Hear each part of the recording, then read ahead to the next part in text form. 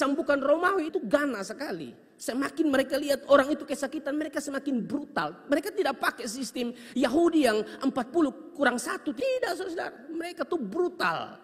Sebegitu Yesus harus menunduk seperti ini, saudara. Lalu mereka pukul dengan begitu luar biasa. Dan cambukan itu dalam setiap ujungnya itu ada seperti logam begitu, saudara. Waktu dipukuli di badan dan angkat itu tercabut semua daging. Belum lagi ejekan, hinaan saudara kepada Yesus. Yesus diejek, dihina, diludahi. Seharusnya kita yang diludahi, seharusnya kita yang menerima penderitaan itu. Tapi Yesus ambil alih semua. Kenapa dia melakukan itu? Jawabannya simpel. Cinta. Amin. Cinta itu begitu. Kasih itu begitu. Mana pengorbanannya? Karena ada banyak orang yang ngomong cinta, kasih, tapi tidak ada pengorbanan, saudara. Dari pihak sorga, kalau ngomong tentang kasih ada pembuktian nyata. Yohanes pasal 3 ayat 16, karena begitu besar kasih Allah akan dunia ini. Tidak berhenti sampai situ.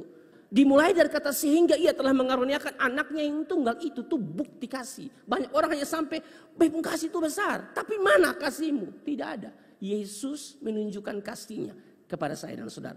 Pertanyaannya, bagaimana dengan saya dan saudara hari ini? Amin. Kalau kita bilang kita cinta Tuhan sungguh-sungguh, mengasihi Tuhan sungguh-sungguh, dibuktikan lewat mentaati perintah-perintahnya.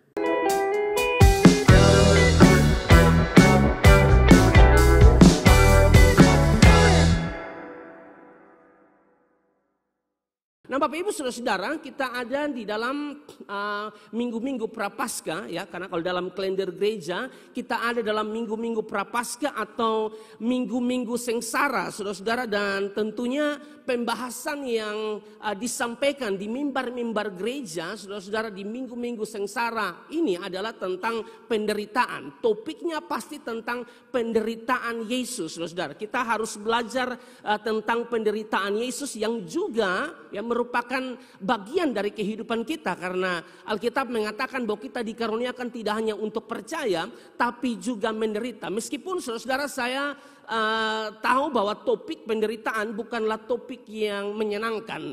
Topik penderitaan bukanlah topik yang enak untuk didengar. Topik penderitaan tidak sepopuler ya kalau bahas tentang mujizat, saudara ya. Topik penderitaan tidak sepopuler kalau bicara tentang berkat. Orang lebih suka hari-hari ini ngomong tentang berkat, saudara ya. Ngomong tentang apa lagi, saudara? Hal-hal yang nyaman, yang enak, bikin enak telinga, itu yang mereka sukai. Tapi tentu kalau kita belajar firman Tuhan sungguh-sungguh, topik penderitaan itu ada dan tidak bisa dihindari dan harus dibahas, saudara.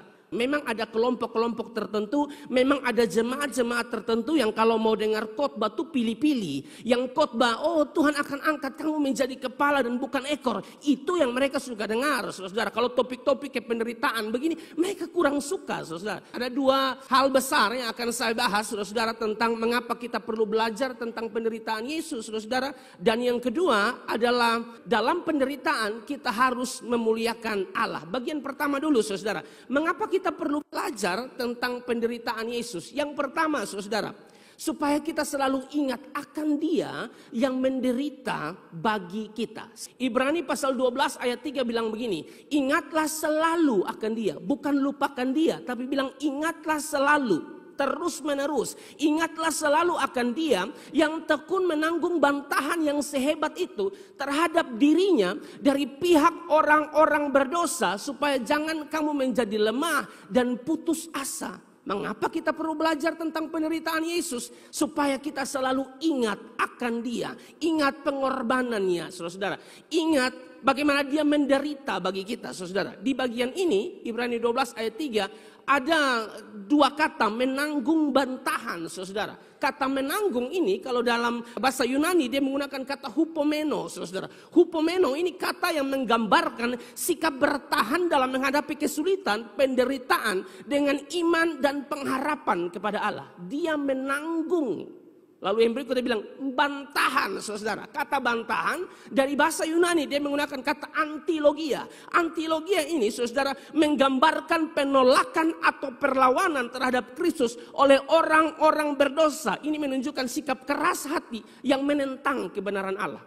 Jadi saudara, kalau hari-hari ini kita sedang ada dalam penderitaan yang kita alami, mungkinkah kita ditolak, mungkinkah kita tidak disukai oleh orang, atau mungkinkah ada perlakuan-perlakuan yang tidak enak dari orang lain kepada kita. Dengar baik-baik saudara, bukan kita sendiri yang mengalaminya. Yesus sudah mengalaminya terlebih dahulu. Ingatlah selalu akan Dia yang tekun menanggung bantahan yang sehebat itu terhadap dirinya. Kalau kita bandingkan dalam beberapa data Bapak Ibu Saudara, ya, memang dikatakan di dalam Yohanes 1 ayat 11, ya. Yohanes 1 ayat 11 dikatakan begini, ia datang kepada milik kepunyaannya, tetapi orang kepunyaannya itu tidak menerimanya, saudara-saudara. Ini menggambarkan penolakan umum terhadap Yesus oleh orang-orang Yahudi. Dia datang, saudara-saudara, kepada milik kepunyaannya, tetapi milik kepunyaannya itu tidak menerimanya. Bukankah ini bicara tentang penolakan, saudara-saudara? Orang Yahudi menolak Dia, saudara-saudara. Tapi saya berharap kita tidak menolak Dia. Amin. Kita tolak Dia, sudah pasti binasa Bapak Ibu Saudara. Terima Dia saudara, kan Dia satu-satunya juru selamat kita saudara. Tidak ada yang lain. Banyak jalan menuju Roma, tapi jalan keselamatan hanya melalui Yesus Kristus Tuhan. Dalam bagian lain saudara, Lukas 4 ayat 28 sampai ayat yang ke-30 di situ mengatakan, ya, contoh saja penolakan terhadap Yesus, ya. Dikatakan bahwa mendengar itu sangatlah marah waktu Dia sedang mengajar.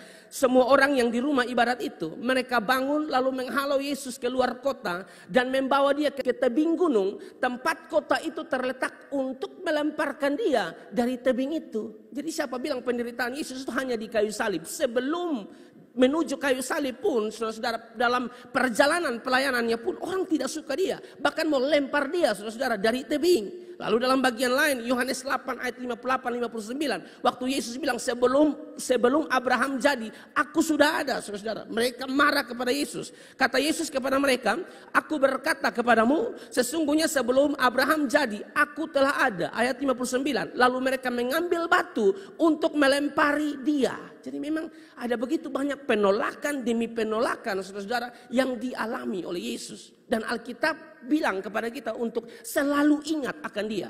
Selalu ingat akan Yesus, apa yang Dia alami, saudara. Bahkan terlalu banyak hal-hal sulit yang dialami oleh Yesus, saudara. Ya. Belum lagi pengkhianatan dari Yudas. Pengkhianatan dari orang dalam itu kan tidak mudah loh, saudara. Tadi malam saya nonton bersama dengan youth dan teens, ya, di bioskop film The Last Supper, ya, itu luar biasa loh saudara, ya. Waktu Yesus membasuh kaki, termasuk kaki daripada Yudas loh saudara. Kalau kita basuh kaki orang dan kita tidak tahu bahwa dia akan mengkhianati kita, itu mah biasa. Coba saudara bayangkan, saudara berbuat baik kepada orang yang akan mengkhianati saudara dan saudara tahu dari awal. Yesus kan tahu dari awal. Amin. Bukan Dia tidak tahu, Dia tahu Yudas akan mengkhianati Dia. Tapi itu pun Dia tetap basuh kaki. Bayangkan kalau saya yang jadi Yesus dan saya yang basuh Yudas kaki. Itu bikecubi, bipuku, biakumilupung kaki sudah boleh, hati bah boleh. Pasti begitu loh saudara. Tapi kan Yesus tidak begitu. Itu berat loh saudara. Dia basuh kaki orang yang Dia tahu akan mengkhianati Dia. Dia sudah tahu dari awal saudara. Coba Dia tidak tahu, ya aman. Basuh kaki, nanti toh terakhir baru tahu. Itu sih sakitnya kurang dibandingkan sudah tahu dari awal, yaitu orang akan bikin sakit hati kita, akan mengkhianati kita, saudara. Tapi kita tetap buat baik. Itu tidak mudah loh, saudara. Itu tidak mudah. Sebegitulah bahwa semua prajurit yang mau tangkap Yesus pakai cium leh. Ciuman yang dia lakukan itu ciuman pengkhianatan. Jadi jangan terlalu percaya semua ciuman, ya. Ada juga ciuman-ciuman pengkhianatan yang terjadi. Cium hidung pada di belakang omong nama kita. Itu banyak saudara yang terjadi, ya. Tapi itu yang dialami oleh Yesus, pengkhianatan, ya, dari Yudas. Belum lagi penyangkalan, saudara, daripada Petrus. Petrus menyangkal Yesus. Padahal dalam perjamuan malam dia sudah berjanji dia tidak akan menyangkal Yesus. Tapi pada akhirnya dia menyangkal juga. Waktu Yesus bilang, iman kalian akan tergoncang betul-betul, ya.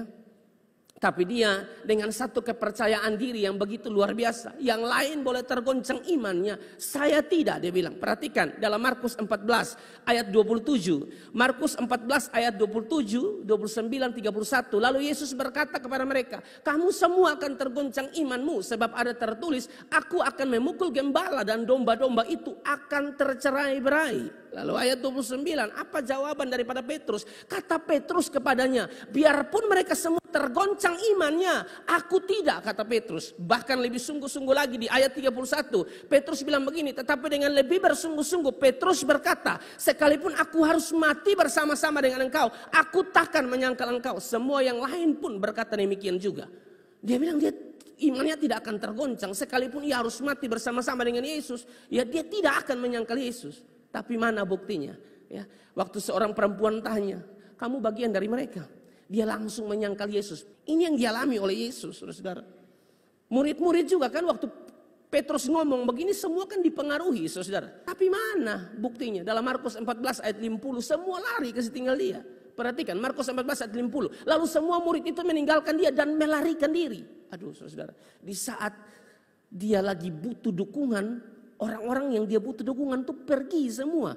Itu bukan sesuatu yang mudah, itu sulit sekali loh saudara. Belum lagi disesah, waktu ditangkap disesah, dicambuk ya.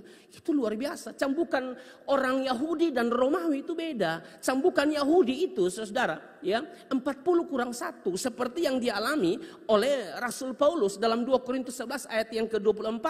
Sedangkan cambukan Romawi itu beda dengan cambukan orang Yahudi saudara. Orang Romawi itu kalau dia cambuk semaunya mereka. Mereka tidak mengikuti aturan Yahudi. Hukuman ini tidak hanya bertujuan untuk membuat rasa sakit, ya. Kalau mereka cambuk, ya, itu tidak hanya bertujuan untuk membuat rasa sakit, tetapi juga mempermalukan karena mereka dipukuli seperti hewan yang bodoh. Mereka dihina, dilecehkan sampai dipukuli. Orang yang dicambuk akan diikat pada tiang dengan badan yang menunduk dan tanpa pakaian. Cambukan jenis ini tidak hanya melukai kulit, tapi merusak pembuluh darah. Ini penderitaan yang dialami oleh Yesus, saudara. Tidak mudah loh, saudara. Tidak mudah yang dialami oleh Yesus.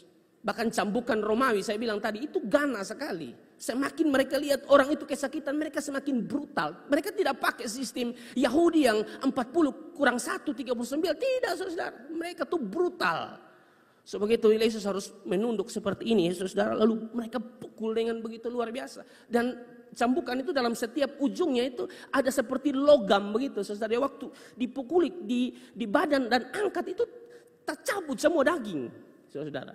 Itu tidak mudah. Belum lagi ejekan, hinaan, saudara, kepada Yesus. Yesus diejek, dihina, diludahi. Matius 27 ayat 27 sampai ayat yang ke-30 bilang begitu.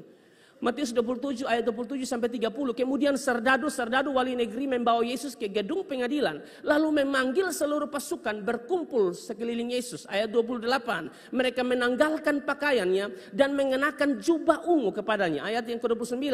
Mereka menganyam sebuah mahkota duri dan menaruh di atas kepalanya, lalu memberikan dia sebatang buluh di tangan kanannya. Kemudian mereka berlutut di hadapannya dan mengolok-ngolok dia, katanya, "Salam hai Raja orang Yahudi." Ayat 30. Mereka meludahinya, bukan hanya olok, ludahi dia, mengambil bulu itu dan memukulkannya ke kepalanya.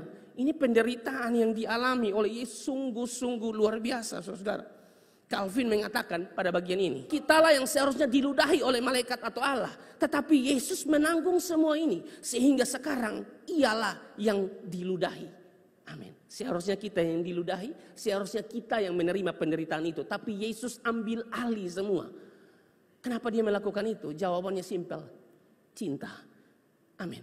Cinta itu begitu. Kasih itu begitu. Mana pengorbanannya? Karena ada banyak orang yang ngomong cinta, kasih, tapi tidak ada pengorbanan, saudara. Dari pihak sorga. Kalau ngomong tentang kasih ada pembuktian nyata. Yohanes pasal 3 ayat 16. Karena begitu besar kasih Allah akan dunia ini. Tidak berhenti sampai situ. Dimulai dari kata sehingga ia telah mengaruniakan anaknya yang tunggal, itu tuh bukti kasih. Banyak orang hanya sampai bebung kasih itu besar. Tapi mana kasihmu? Tidak ada. Yesus menunjukkan kasihnya kepada saya dan saudara. Pertanyaannya, bagaimana dengan saya dan saudara hari ini? Amin.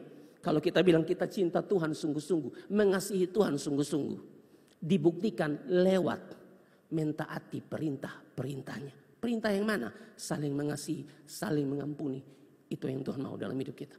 Jadi memang tidak mudah penderitaan dari Yesus yang harus kita pelajari, dan ini merupakan hal yang menarik untuk kita ingat baik-baik. Ya. Ibrani 12 ayat 3 tadi bilang, ingatlah selalu akan Dia. Makanya dalam terjemahan sederhana Indonesia, Dalam terjemahan sederhana Indonesia, dalam Ibrani 12 ayat 3 dikatakan begini. Karena itu, renungkanlah selalu teladan Yesus. Betapa dia berdiri teguh ketika orang-orang berdosa menghina dan menganiayanya dengan amat kejam. Bila kita meneladani Yesus, kita tidak akan mudah lemah dan putus asa. Amin, saudara. Dalam pergumulan-pergumulan kita, dalam tantangan-tantangan hidup kita, dalam penderitaan-penderitaan hidup kita. Ingat baik-baik, Anda tidak sendiri, saudara. Anda tidak sendiri, ada Yesus. Bahkan Yesus sudah mengalaminya terlebih dahulu. Yesus menjadi contoh buat kita, saudara. Amin. Waktu kita ada dalam penderitaan kita, Yesus saja menanggung penderitaan kok. Bagaimana saya tidak? Yesus sabar dalam penderitaan, bagaimana saya tidak sabar dalam penderitaan? Amin, Bapak Ibu. Meskipun yang terjadi hari-hari ini sedikit ada penderitaan kita ngomel dengan Tuhan. Sedikit ada penderitaan kita marah Tuhan. Jangan begitu, saudara. Itu sangat terlihat bahwa pengenalan kita akan Tuhan itu tidak dalam. Makanya kita sudah melewati tema itu kan, knowing Jesus deeper, saudara. Lebih dalam lagi mengenal Yesus. Orang yang betul-betul dalam mengenal Yesus, ya, sangat mengenal Yesus di dalam hidupnya, memiliki hubungan yang intim dengan Tuhan. Penderitaan apapun yang dia alami, dia tidak mungkin mengeluarkan kalimat yang menyalahkan Tuhan. Tidak mungkin, saudara. Dia mengeluarkan kata-kata yang tidak memuliakan Tuhan. Tidak mungkin, saudara. Kalau pengenalanmu akan Tuhan itu dalam, memiliki hubungan yang intim dengan Tuhan. Ya, saya percaya apapun yang saudara alami dalam hidup Anda, penderitaankah, pergumulankah, penderitaan, pergumulan, tantangan, Anda akan bisa memuliakan Tuhan di situ. Amin. Karena itu dipengaruhi dari sejauh mana Anda mengenal Tuhan dalam hidupmu.